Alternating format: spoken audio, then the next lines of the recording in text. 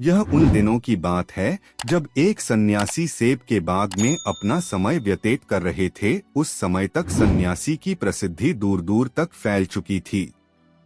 लोग अपनी चिंताओं और समस्याओं का समाधान खोजने के लिए दूर दूर से सन्यासी के पास आते थे।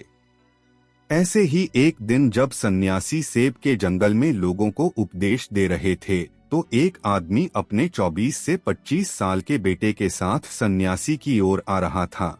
जब वे उपदेश स्थल के पास पहुंचे तो सन्यासी ने उनकी ओर देखा और इशारा किया उसके पास बैठने के लिए। जब उपदेश समाप्त हो गया और सभी लोग चले गए, तब सन्यासी ने उस व्यक्ति को अपने पास बुलाया और बैठने को कहा। चारों ओर हरियाली थी, मौसम सुहाना था, तरह तरह के पक्षियों की आवाजें गूंज रही थीं। ऐसा नजारा देखकर उस व्यक्ति को अंदर से बहुत शांति महसूस हो रही थी। इसके बाद सन्यासी ने उस व्यक्ति से आने का कारण पूछा। इस पर वह व्यक्ति बोला है, महात्मा, मैं अपने बेटे को आपसे मिलवाने के लिए 2 दिन की लंबी यात्रा कर आया हूँ। यह मेरा इकलौता बेटा है और वह हर वक्त थका रहता है। ऐसा लगता है कि इसमें जान ही नहीं है। इसका स्वभाव भी काफी चिड़चिड़ा हो गया है। अगर हम इसे कुछ भी कहें तो यह हमारी छोटी छोटी बातों पर गुस्सा हो जाता है। इसकी देखने की क्षमता भी उम्र से पहले ही कमजोर हो गई है और उसके बाल भी सफेद हो रहे हैं। इतनी कम उम्र में बूढ़ा दिखने लगा। मैं समझ नहीं पा रहा हूं कि उसके साथ क्या हो रहा है। हे सन्यासी, मुझे अपने बेटे की बहुत चिंता हो रही है। मैं अपने बेटे को डॉक्टर के पास ले गया तो उन्होंने कुछ दवा दी और कहा, बेटा कम तनाव ले। वह अपने दिमाग पर बहुत अधिक तनाव लेता है, इसीलिए उसकी यह हालत है।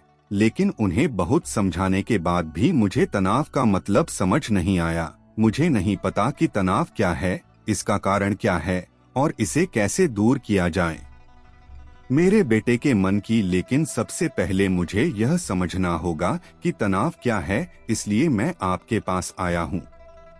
सन्यासी, कृपया मेरी समस्या का समाधान के। यह सुनकर सन्यासी ने उनके बेटे को बहुत ध्यान से देखा। उसके चेहरे को देखा, उसकी आंखों को देखा, फिर उसके हाथों की नाड़ी भी जांची। ये सब अनुष्ठान करने के बाद सन्यासी ने उस व्यक्ति से कहा कि तनाव कोई भी नहीं लेना चाहता, लेकिन फिर भी यह तनाव व्यक्ति के दिमाग को दीमक की तरह जकड़ लेता है और व्यक्ति को पता भी नहीं चलता कि वह तनाव में है।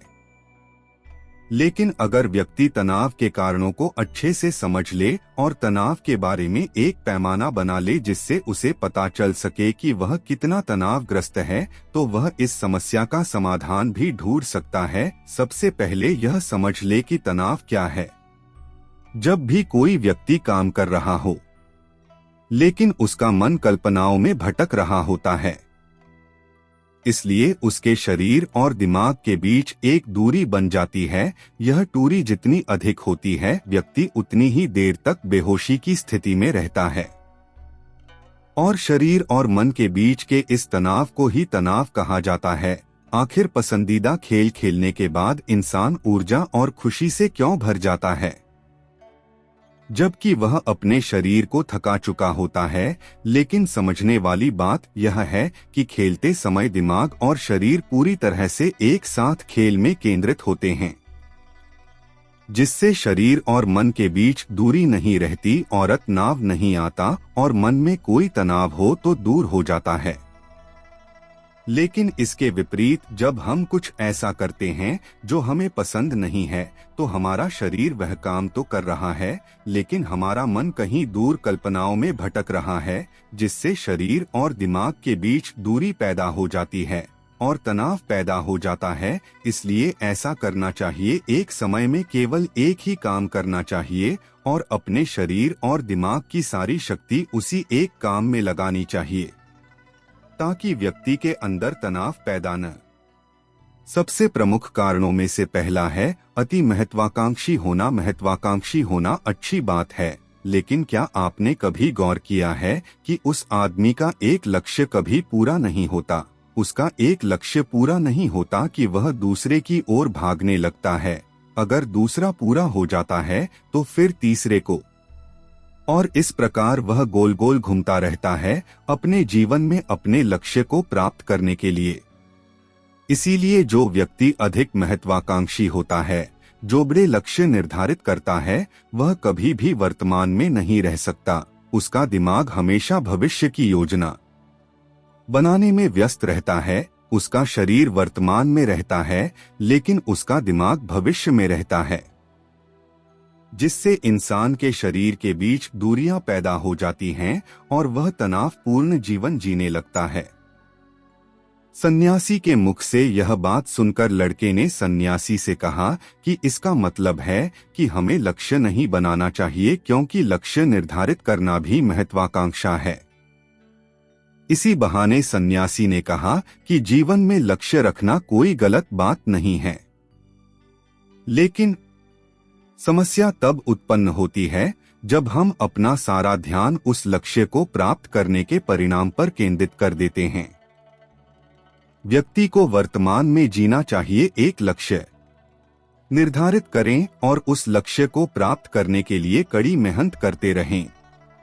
लेकिन साथ ही आपको यह भी ज्ञान होना चाहिए कि आप अभी भी वर्तमान में जी रहे हैं और वर्तमान सत्य है। सन्यासी ने आगे कहा कि ईर्ष्या तनाव का एक और बड़ा कारण है। जब कोई व्यक्ति ईर्ष्या और ईर्ष्या से भर जाता है तो उसका मन अंदर ही अंदर सड़ने लगता है। ईर्ष्या एक आंतरिक घाव है, यानी मन का घाव। इंसान के शरीर का घाव तो ठीक हो सकता है, लेकिन मन का घाव कभी नहीं भर सकता। इसलिए कभी भी दूसरों की उन्नति और खुशी से ईर्ष्या नहीं करनी चाहिए, क्योंकि ईर्ष्या तनाव का कारण बनती है। इसके बाद सन्यासी ने तनाव का अगला कारण बताया और कहा कि अरुचिकर काम भी मन में तनाव पैदा करता है। जो काम हमें करना पसंद नहीं है, उस काम में हमारा मन नहीं लग पाएगा। हमारा शरीर वहीं बैठ जाएगा, लेकिन हमारा मन कल्पना की उड़ान भरता है, जिससे शरीर और मन के बीच दूरी पैदा हो जाती है और व्यक्ति तनावग्रस्त हो जाता है। इसलिए व्यक्ति को हमेशा अपनी रुचि के अनुसार ही कार्य करना चाहिए। यदि व्यक्ति ने यह तय कर लिया है कि उसे कौन सा काम करना है और वह उसी काम को अपने जीवन का लक्ष्य बना लेता है, तब वह काम उसके लिए काम नहीं बल्कि खेल बन जाता है। लेकिन दोस्तों, अपने जुनून को फॉलो करो, यह कहना कितना आसान है, अपना सच्चा जुनून ढूंढना कितना मुश्किल है। क्योंकि आजकल ज्यादातर युवा सेलिब्रिटीज और सोशल मीडिया से प्रभावित हैं। वे किसी भी काम को अपना जुनून मानते हैं और फिर कुछ दिनों तक कोशिश करने के बाद उसे बीच में ही छोड़ देते हैं, क्योंकि यह उनका जुनून नहीं था और इस तरह वे अपना कीमती समय और ऊर्जा बर्बाद करते हैं। तनाव का चौथा कारण है दूसरों से अपेक्षा करना। सन्यासी ने उस व्यक्ति की ओर इशारा करते हुए कहा, एक पिता के रूप में तुम्हें अपने बेटे से बहुत सारी उम्मीदें होंगी कि आपका बेटा बहुत सफल इंसान बने, आपका नाम रोशन करे और जैसा जीवन चाहे वैसा जिए, आपकी हर बात माने। लेकिन क्या आज तक किसी की भी उम्मीदें पूरी हुई हैं? जब भी कोई व्यक्ति दूसरे से कुछ अपेक्षा करने लगता है तो वह अनजाने में तनाव पैदा करना शुरू कर देता है। खुद के लिए जरा सोचिए, अगर आपका बेटा आपके मुताबिक काम नहीं कर रहा है और वह वैसा नहीं बन रहा है जैसा आप उसे बनाना चाहते हैं, तो निश्चित तौर पर तनाव आपके दिमाग पर हावी हो जाएगा। आप तनावपूर्ण जीवन जीने लगेंगे और इस तनाव में आप इस तरह व्यवहार और बातचीत करेंगे कि आपके अपने बेटे के साथ संबंध बद से बदतर होते चले जाएंगे। इसलिए व्यक्ति को दूसरों से अपनी क्षमता से कम उम्मीदें रखनी चाहिए। और अगर आप पूरी तरह से तनाव मुक्त रहना चाहते हैं तो दूसरों से उम्मीद करना बंद कर दें। इसके बाद सन्यासी ने कहा कि शारीरिक कष्ट भी मनुष्य के तनाव का एक कारण है। जब कोई व्यक्ति किसी शारीरिक दर्द से गुजर रहा होता है तो उसका पूरा ध्यान उस दर्द पर होता है और वह सारा दिन बस अपने दर्द के बारे में ही सोचता रहता है, जिससे उसका मन दुखद विचारों से भर जाता है और ऐसे में व्यक्ति तनावग्रस्त रहने लगता है। यह सब सुनकर वह व्यक्ति बोला कि हे सन्यासी, शारीरिक कष्ट किसी भी व्यक्ति को हो सकता है, तो क्या वह व्यक्ति जीवन भर तनाव में रहेगा? इसका उत्तर देते हुए सन्यासी ने कहा कि मनुष्य को यह समझना चाहिए कि हमारा जीवन दुख का आधार है। जैसे जैसे हमारा जीवन चलता है, बीमारियां आती हैं और फिर अंत में मृत्यु आती है। इसलिए बीमारियां मानव जीवन का अभिन्न अंग हैं। इससे कोई नहीं बच सकता, यह बस किसी के जीवन में समय से पहले आता है और किसी के बाद आता है, लेकिन सबके पास आता है जब मानव मस्तिष्क इस बात को अच्छी तरह से समझ जाएगा, तो तब उसे अपनी बीमारी के बारे में सोचकर ज्यादा तनाव नहीं लेना चाहिए, क्योंकि यह हमारे जीवन का अभिन्न अंग है और इसके लिए शारीरिक व्यायाम का अभ्यास करते रहना चाहिए और स्वस्थ जीवन शैली को भी अपने जीवन में जगह देनी चाहिए, जिससे उनका शरीर लंबे समय तक स्वस्थ रहकर ठीक से काम कर सके। तनाव का अगला कारण है अपनी योजनाओं को समझने के लिए समय न देना। कुछ लोगों के मन में यह विचार घर कर जाता है कि वे बिना सोचे समझे उस पर काम शुरू कर देते हैं, और जब उन्हें उस काम में असफलता मिलती है तो वे तनाव से भर जाते हैं, क्योंकि उन्होंने उस काम को शुरू करने से पहले उस काम के बारे में पूरी जानकारी इकट्ठा नहीं की थी। किसी भी कार्य को शुरू करने से पहले व्यक्ति को उसके अच्छे और बुरे परिणाम के बारे में ठीक से विचार कर लेना चाहिए। व्यक्ति को यह भी अच्छे से सोचना चाहिए कि यदि यह योजना सफल नहीं हुई तो इसके बाद मैं क्या करूंगा। इसलिए व्यक्ति को अपनी योजनाओं को समझने के लिए पूरा समय देना चाहिए, ताकि बाद में वही योजना तनाव पैदा न कर। तनाव का 7वां सबसे बड़ा कारण टालमटोल है। आज का काम कल पर डाल देना। आपने यह कहावत तो सुनी ही होगी कि आलस्य मनुष्य का सबसे बड़ा दुश्मन है। मनुष्य अपने आलस्य के कारण आज के काम को कल पर टाल देता है और फिर टालना उसकी आदत बन जाती है। टालमटोल करने वाले का काम कभी भी समय पर पूरा नहीं होता है, और अगर किसी कारण से हो भी जाता है तो उतना अच्छा नहीं होता जितना हो सकता था, और फिर यह बात इंसान के अंदर तनाव पैदा करती है। लेकिन आखिरी समय पर टालना या ना करना एक आदत है, इसलिए न चाहत हुए भी व्यक्ति बार बार इस आदत का शिकार हो जाता है और फिर का मको टालता रहता है, और फिर जब काम की समय सीमा नजदीक आ जाती है तो वह उस काम को पूरा करने की कोशिश करता है। इसलिए तनाव मुक्त रहने के लिए व्यक्ति को काम को टालने की आदत को छोड़ना होगा, और यह तभी संभव है जब लोग काम को समय से पहले पूरा करने का प्रयास करेंगे। तनाव का आखिरी और सबसे बड़ा कारण है ज्यादा सोचना। लगातार सोचना भी एक बीमारी है, और यह उन लोगों में सबसे ज्यादा पाई जाती है जो कल्पनाएं करते हैं, जो अतीत की घटनाओं के बारे में सोचते रहते हैं और जो भविष्य के बारे में बेतहाशा अटकलें लगाते हैं। इसलिए व्यक्ति को ज्यादा सोचने की आदत पर अंकुश लगाना चाहिए। उसे जितना हो सके खुद को काम में व्यस्त रखने की कोशिश करनी चाहिए, और प्रतिदिन ध्यान के अभ्यास को अपने जीवन का हिस्सा बनाएं। सन्यासी के मुख से ये सभी बातें सुनकर वह व्यक्ति हाथ जोड़कर बोला, है सन्यासी, मेरा बेटा अभी सिर्फ 20 साल का है और उसे इतनी समझ भी नहीं है कि वह सभी बातों का पालन कर सके। कृपया तनाव दूर करने का कोई आसान तरीका बताएं, ताकि मेरा बेटा भी उसे अपना सके और तनाव मुक्त रह सके।